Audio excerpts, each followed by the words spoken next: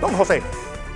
Fernando, estimados televidentes y radioescuchas, permítame, Fernando, leerle esta nota que proviene de la Embajada de los Estados Unidos en Panamá. A ver.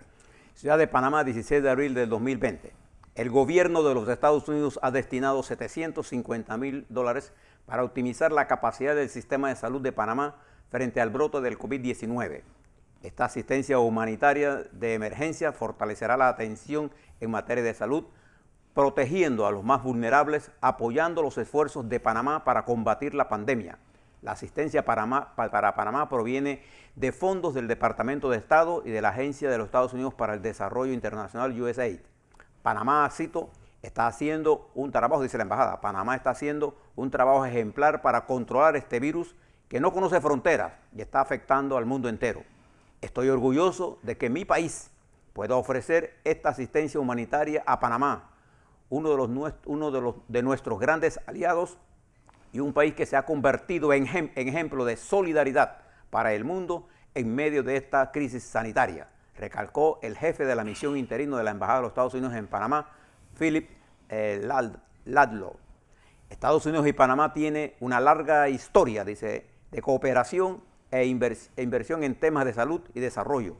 En los últimos 20 años, Estados Unidos ha ofrecido asistencia a Panamá por más de 425 millones, incluyendo más de 33,5 millones en asistencia en el área de salud. Este reciente aporte de 750,000 es una respuesta integral del pueblo de los Estados Unidos para reforzar el trabajo de Panamá frente al COVID-19. Bueno, agradecemos al gobierno de los Estados Unidos. Sí. En este momento es que uno sabe quiénes son sus amigos. La solidaridad expresada. Cuando yo hablo de los Estados Unidos, yo siempre, a mí me preocupa que los Estados Unidos sea isla del mundo, porque Estados Unidos es uno de los es el país más importante del mundo, es uno de los países más. Todos los países son muy importantes, pero en términos de su poder, de su influencia, quizás la economía más grande del mundo, el poder militar más grande del mundo. Entonces, estos actos... los centros educativos más importantes del mundo. Estos hechos este es el Estados Unidos que nosotros queremos, Exacto, en el sentido de solidaridad internacional. Ellos lo pueden hacer. De manera que le agradecemos al gobierno de los Estados Unidos, al representante de los Estados Unidos, al personal de la Embajada de los Estados Unidos, el apoyo a Panamá. Ahora, todo oxígeno y toda arma para luchar contra el coronavirus, hablo en sentido figurado, no estoy hablando, instrumentos para material, lo que sea, es parte de la solidaridad internacional. Recuerdo que las 3 empresas evaluadoras de riesgo más importantes del mundo, en la calificación que dieron entre ayer y hoy, hoy es viernes, miércoles y jueves, mantienen el grado de inversión de Panamá. Moody y Standard & Poor's, en mejor calificación, mantiene el grado de inversión. Fitch la mantiene en grado de inversión, pero en negativo, con un análisis un poco más complicado. Pero ambas, las 3, ambas son 2, las 3 empresas. ¿Y por qué esto es importante? Cuando usted va al mercado, no sé, estas empresas son como la PC mundial. Cuando usted le van a decir voy a sacar bonos, entonces te pone riesgo tal, Moody, tu interés tiene que ser mayor a 10. Sí, y ellos eso pesa a la hora de tomar decisiones. Por eso se los traigo como una noticia de interés. También hoy, ayer entregaron el hospital nuevo que se construyó de urgencia precisamente para atender esto.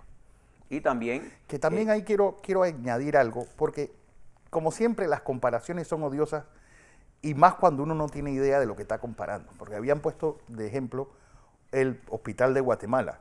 Para los que vieron el hospital de Guatemala, el hospital era un hospital de campaña, es decir, una tolda con catres de soldados separados por sábanas, sin respiradores.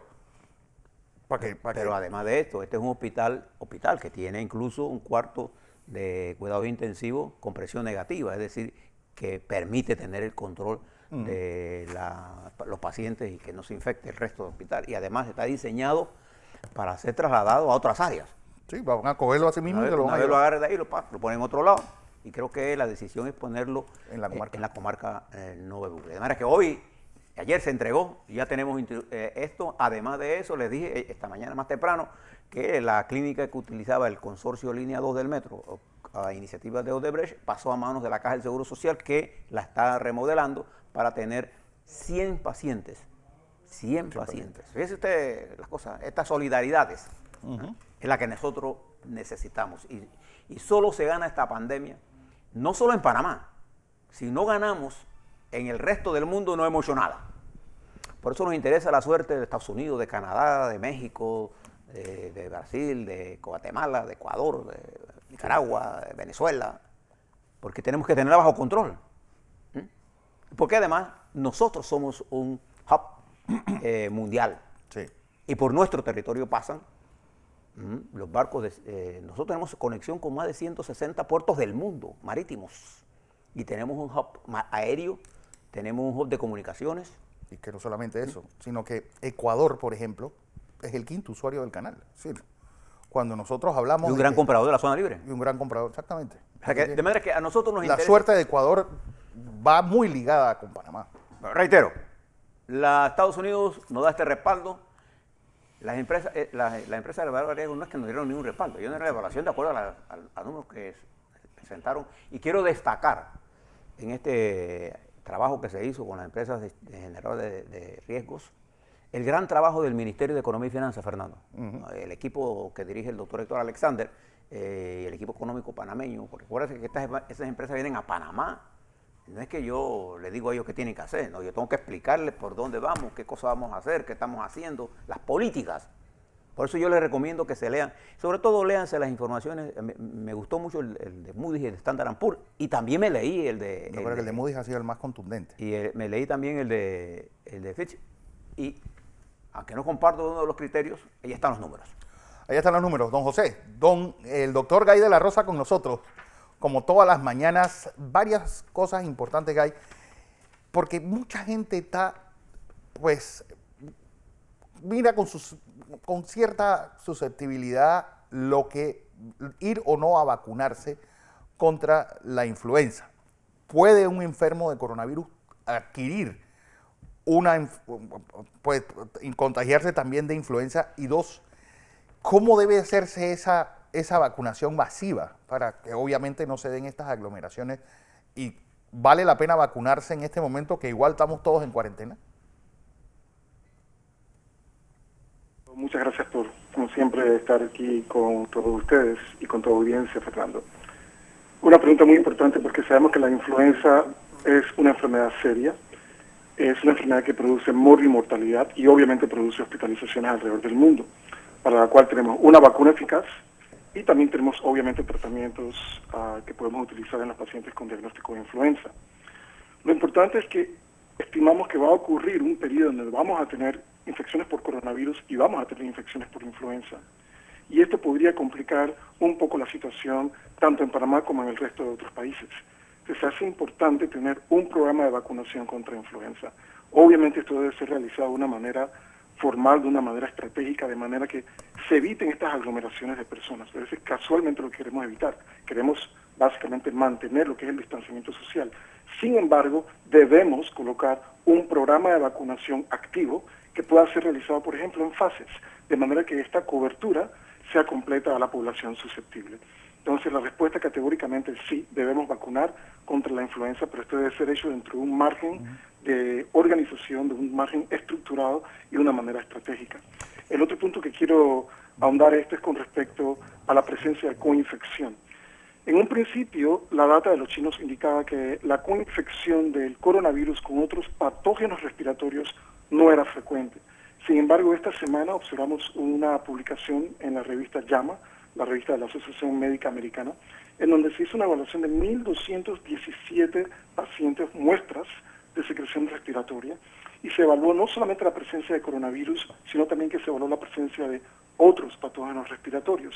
Y lo interesante es que de estas 1.217 muestras, 116 fueron positivas por el coronavirus. Y de estas 116 positivas por el coronavirus, el 20%, es decir, 24 de estas muestras fueron positivas por otro patógeno respiratorio, lo que llamamos coinfección. Interesantemente, las más frecuentemente aisladas, los patógenos más frecuentemente aislados fueron otros coronavirus y el virus respiratorio sincicial. Sin embargo, también se observó influenza y parainfluenza. Entonces, aquí la importancia de la vacunación, porque obviamente estamos evitando, en la medida de lo posible, que ocurran casos de influenza Y en este caso en particular, la coinfección es algo importante porque pudiese complicar el pronóstico y la evolución clínica de los pacientes. Otra cosa que hay importante es este medicamento Remdesivir. ¿Está funcionando contra el coronavirus? ¿Está siendo efectivo contra el coronavirus? Sí, una excelente pregunta también, Fernando. Remdesivir es un medicamento que está en fase de investigación, no ha sido aprobado actualmente por la FDA. Sin embargo, en el día de ayer, una infectóloga de alta reputación en Estados Unidos, su nombre es Kate Mullane, ella trabaja para la Universidad de Chicago, reportó de una manera personal su experiencia en uno de los estudios en donde se está utilizando Remdesivir para el tratamiento de pacientes con COVID-19 severo. Pero antes de ir al comentario de la doctora, yo quisiera básicamente hacer un pequeño paréntesis para explicar a la audiencia qué es Remdesivir. Remdesivir básicamente, como he comentado anteriormente, es un medicamento no aprobado, está en fase de investigación, estudio de fase 3 actualmente. Es lo que nosotros llamamos un análogo de nucleócido. Y lo que sucede es que estos análogos de nucleócidos funcionan a nivel intracelular, es decir, dentro de la célula. Y esto es importante porque el mecanismo de acción es intracelular, a diferencia de otros medicamentos que funcionan fuera de la célula, como decir los inhibidores de la fusión. Y lo que sucede es que este medicamento tiene la capacidad de inhibir una enzima que se llama la polimerasa viral. Lo que sucede es que la polimerasa viral es la enzima que se encarga de crear el RNA del virus para crear nuevas copias del virus. Y esta enzima básicamente toma el medicamento Remdesivir, lo incluye dentro de la tira de RNA que se está creando, y lo que sucede es que por la composición química del Remdesivir, la enzima no puede adicionar otros elementos, otros nucleócidos para proceder y prolongar la tira de RNA. Entonces, básicamente lo que este medicamento hace es que bloquea básicamente la generación y la prolongación de la tira de RNA. Entonces, es un inhibidor de la inhibición viral. Ya esto no es realmente algo nuevo. Hoy en día utilizamos análogos de nucleócidos ampliamente en el tratamiento de infecciones en el campo de la infectología. El VIH lo tratamos con nucleócidos, la hepatitis C la tratamos con nucleócidos, el virus del herpes lo tratamos con nucleócidos, el virus del citomegalovirus lo tratamos con nucleócidos. Así que este mecanismo de acción está bien establecido para otras enfermedades. Lo que sabemos es, hace una semana atrás se le publicaba la experiencia con el uso compasivo del Remdesivir. Y lo que se observó es que en pacientes severamente enfermos, 34 de los cuales estaban básicamente intubados o en oxigenación con membrana extracorpórea, se observó una menor mortalidad del 18%. En este tipo de pacientes, la mortalidad oscila entre el 50 y el 86%. Así que relativo a la alta mortalidad que vemos en pacientes intubados o en pacientes con oxigenación de membrana extracorpórea, el 18% realmente es un número muy, muy importante. También ha salido publicado, y este es un estudio que se ha publicado casualmente el lunes, muy interesante, es un solo caso, así que tenemos que hacer énfasis, esto es realmente data anecdótica, un solo caso, pero es un caso importante, porque se trata de un paciente masculino de 40 años, que básicamente es diagnosticado con COVID-19. Al tercer día de hospitalización, al tercer día de la enfermedad, perdón, el paciente es hospitalizado, y de ahí en adelante el paciente tiene una evolución bastante negativa, al punto de que el paciente es intubado al día 7, y en el día 13 se le administra Remdesivir. El paciente es extubado en el día 16. Es decir, 13 días de evolución negativa, al día número 13 se le administra Remdesivir y al día 16, 3 días posteriores, el paciente es extubado. Así que esto es realmente importante porque realmente lo que nos está indicando es que el uso de este medicamento, en caso particular de este paciente, fue tardío. Sin embargo, a pesar de la introducción tardía de la intervención farmacológica, el paciente tuvo una evolución positiva. José. Doctor, buenos días. ¿Qué tal, ingeniero? ¿Cómo está? Ayer escuchaba a la doctora Deborah Birx y al doctor Anthony Fauci presentar lo que serían las guías para la reapertura de la economía norteamericana. Y me pareció que la sensatez y el criterio científico está inmerso en ese planteamiento. Mi pregunta es, ¿cuál es su opinión sobre esas guías y qué recomendación le daría usted a nuestro país en términos de guías muy parecidas? Una cosa como esa, no digo que sea igual, tendríamos que tener nosotros para la reapertura de la economía frente a este virus que ha resultado ser más complejo de lo que originalmente se pensó. Sí, correcto. Y efectivamente en el día de ayer, en conferencia de prensa, el presidente Trump anunció lo que va a ser el plan de 3 fases. Y realmente esto es un plan que está concertado con todo lo que es el apoyo, básicamente de múltiples funciones, médicos, epidemiólogos, obviamente políticos, etcétera, etcétera. Y en mi opinión es un plan excelentemente establecido. De hecho, yo pienso que mucho de lo que ellos hoy en día proponen está basado en las recomendaciones iniciales por el grupo de Johns Hopkins, los cuales hace aproximadamente 2 semanas plantearon de una manera categórica y publicado, obviamente, la manera en que esto podía proceder para la reapertura del país, para la reapertura de la economía. El punto clave aquí son las 3 fases. En la primera fase, básicamente, lo que se tiene que cumplir son una serie de requisitos. Necesitamos que el número de casos respiratorios, como también el número de casos diagnosticados por COVID-19, esté en una disminución por 14 días, algo que habíamos comentado anteriormente en este programa. Lo importante es que también la proporción de los casos respiratorios, como también la proporción de diagnósticos de COVID-19, debe estar en un patrón decreciendo, en un patrón de disminución también por 14 días. Aunado a esto, los hospitales deben estar en capacidad de funcionar sin estado de crisis y con la capacidad de poder tener diagnóstico amplio para todos los pacientes. Si estas características se llenan, obviamente podemos pasar a la fase 1, 2 y 3. La fase 1 es realmente mucho lo que estamos aplicando hoy en día. Es básicamente que las personas de alto riesgo manténganse en casa, es mantener el distanciamiento social, etcétera, etcétera. Sin embargo, aquí en la fase 1 se hace una apertura comercial en donde básicamente los que son restaurantes, lo que son bares, lo que son básicamente cines, teatros e incluso eventos deportivos pueden ser realizados siempre y cuando se mantengan estrictas medidas de distanciamiento social y estrictas medidas higiénicas. Si esto ocurre, podemos pasar a la fase 2.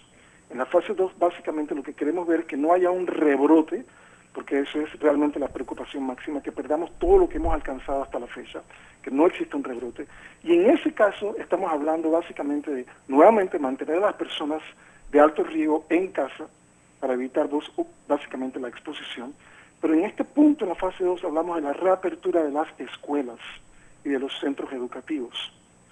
Se recomienda también que las personas trabajen por teletrabajo y que el trabajo pueda ser básicamente iniciado, pero en fases.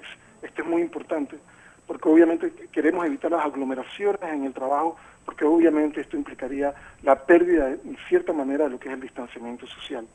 La tercera fase obviamente requiere que las 2 fases anteriores sean exitosas, y en esta fase el cambio radical básicamente es que los viajes que no son básicamente importantes pueden ser reiniciados.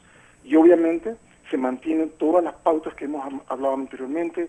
Tenemos que hacer cambios en cuanto a nuestra conducta social, es decir, todo lo que es evitar este contacto íntimo, estrecho, abrazos, besos. Eso realmente debe cambiar de ahora en adelante por el asunto de que los individuos asintomáticos pueden transmitir la enfermedad. Pero el punto crítico en la fase 3 es que podemos reanudar nuestros trabajos en la manera en como lo hemos utilizado o lo hemos hecho en el pasado.